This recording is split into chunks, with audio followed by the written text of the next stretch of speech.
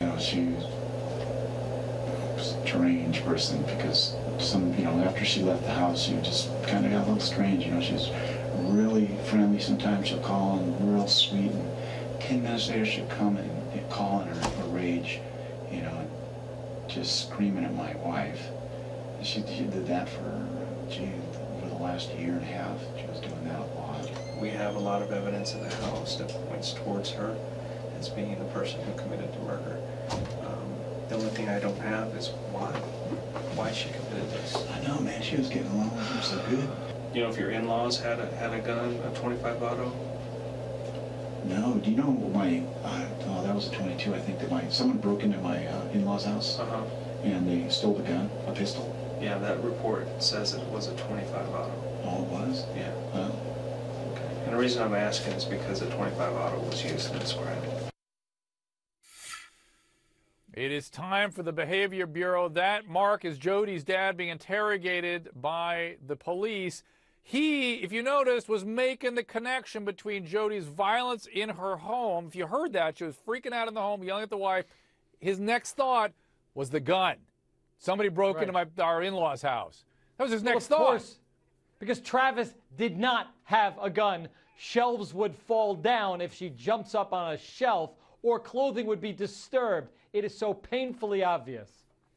All right, joining us in the Behavior Bureau, behavior expert Patty Wood, author of Snap, Making the Most of First Impressions, forensic psychologist Cheryl Errett, and infidelity expert Deneen Manette, author of Ultimate Betrayal. Ladies, thank you for joining us.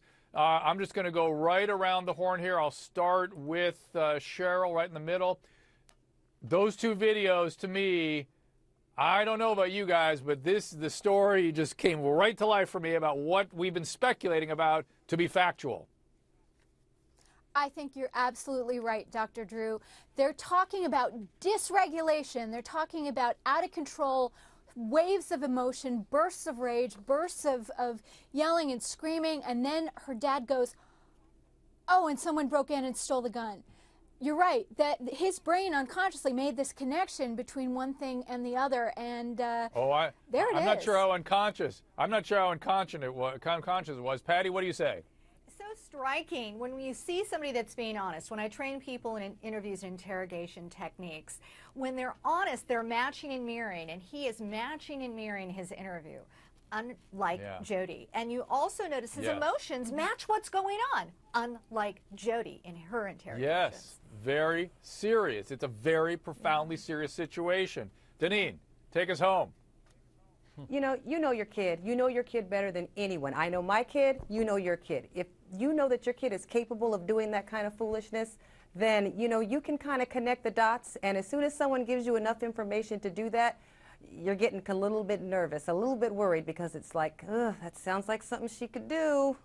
Well, not only that, something like they both were saying she's been getting like that lately. We've been seeing this escalation of horrible